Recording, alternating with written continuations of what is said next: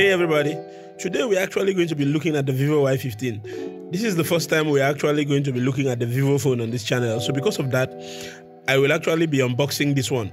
Now you guys know me, I don't really bother doing unboxing because the packaging on almost every phone is the same thing year in year out, so I just go straight to the point. But on this one we're actually going to unbox it because it's actually the first time that a Vivo phone is appearing here, so we need to look at it from the inside first. If this is your first time, my name is Kingsley. I'm a certified IT technician. I do a lot of tech videos. I talk about technology and all that stuff on this channel. So if you want to see more beautiful tech videos like this, please don't forget to hit that subscribe button, alright?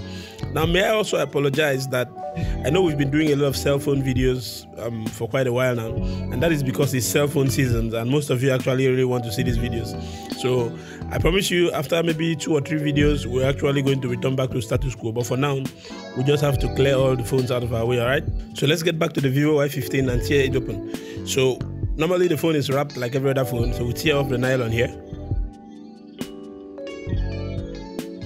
Once you open the pack, the first thing you're going to find this small pack inside too that contains a free TPU case that comes inside the box, which is pretty standard for all budget phones. Almost all of them come with these things. And then you also get a quick starter guide inside that comes. I don't know if people still read this, but it's still good to find it inside the box. Then next up after that, we're going to find the device itself lying down there. So we're going to keep it aside for now and check out other things that comes inside the box. Next up is just a mini warranty sticker. It has no relevance. Then after that, we find the USB-A cable inside. This is a regular USB-A, so the phone doesn't have a USB-C.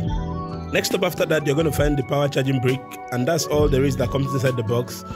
Sadly, there's no headphone inside, which I don't know the reason why, but I find that very, very disappointing and very heartbreaking. So if you pick up the device itself, it's wrapped around this plastic nylon there, so we have to tear it open and bring it out. Bringing it out exposed this very, very beautiful device with a glossy finish at the back, which is almost a standard for every phone that comes in 2019. You know, I like it. The color I have here is the color they call the aqua blue. Now, it has this kind of gradient thing going on. You know, when you flip it one side, you get a blue color, pure blue. Once you try to spin it the other way around, you're going to get this kind of black going on there too, which is pretty cool. Pretty standard Huawei or Samsung type thing going on there. Doesn't have an optical fingerprint sensor. It has a regular fingerprint sensor mounted at the back. You get a headphone jack. You get a USB-A, regular USB 2.0. Volume power buttons mounted at the right side of the device, which is the way I like it. The device is built in plastic, which is okay for budget devices considering the prices you pay for them. But the plastic doesn't really feel that solid. You know, I feel for the price this thing goes for, which is about $180, you should be able to get the kind of quality that you get with the Xiaomi Mi A3, which is built in glass both front and back. If it's your first time that you hold this phone, you won't help but notice the fact that the device is very, very heavy. The reason why it's heavy is because of the size of the battery. Now, one of the main selling points of this device is the battery power. This thing packs a whopping 5,000 milliamp hour battery. Now, there's something special about the 5,000 milliamp hour battery this thing packs.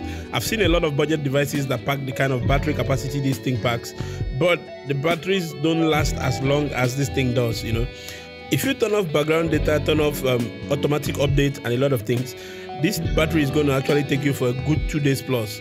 But if you have everything running and you're a heavy user, be sure that the battery is going to take you through a whole day, and you're actually going to have a little bit juice left to take you through a little bit of the next day. At least that's my experience with it so far. Straight out of the box, the device comes with Android 9 Pie with the Vivo Phone Touch OS layered on top. The device runs on a MediaTek processor, which is the Helio P22. Again, that is something I'm not really happy about. I mean, I still say it, for the price that this thing goes for, we could get the Snapdragon 600 series processors on this, but, well, it is what it is. It's a MediaTek processor.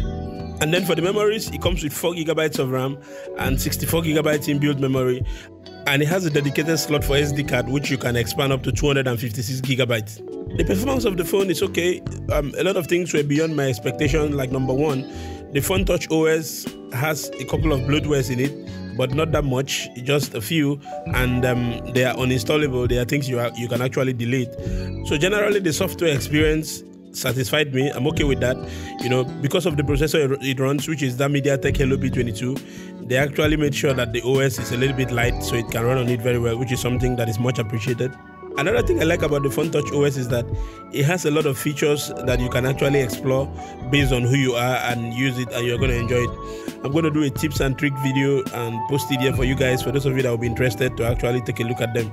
So the display on this phone is an IPS display, which means it's an LCD display, and it's a 720p display equally, and it's also 6.3 inches in size, so which means it's not really that large. And it has a notch, a teardrop style notch, pretty standard design for 2019. Almost every phone has a notch. 2019 is the year of the notch. From next year, we're actually moving from the notch to maybe hole punch displays, because that seems to be what is in vogue now. Or maybe to pop-up cameras, since that seems to be another option for most of the budget and flagship devices. But generally, the display is very, very responsive. It doesn't have any lags, and it's sharp and bright enough. Pretty cool. You can actually use it to watch your videos and watch your movies, or watch YouTube just like I'm doing now. But the only issue here is that it's going to be capped at 720p. You can't watch 1080p videos on this phone. As for the cameras, you're getting a triple camera setup.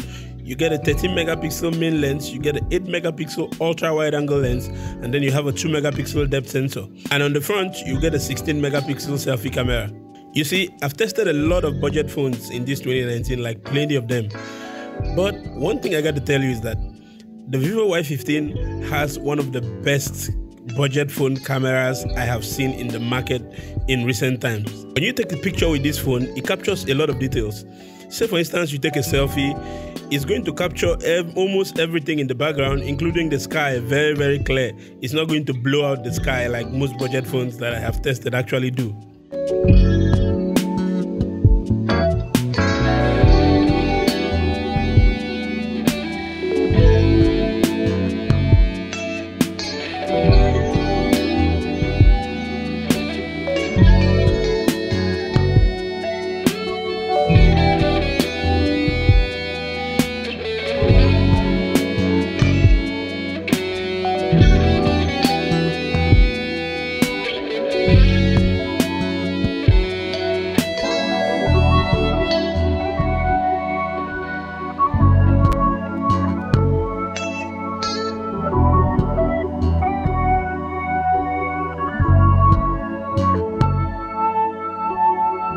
So thank you so much guys for watching. Do let me know down in the comments what you think about this phone. Will you actually buy this phone if you had the opportunity to buy it?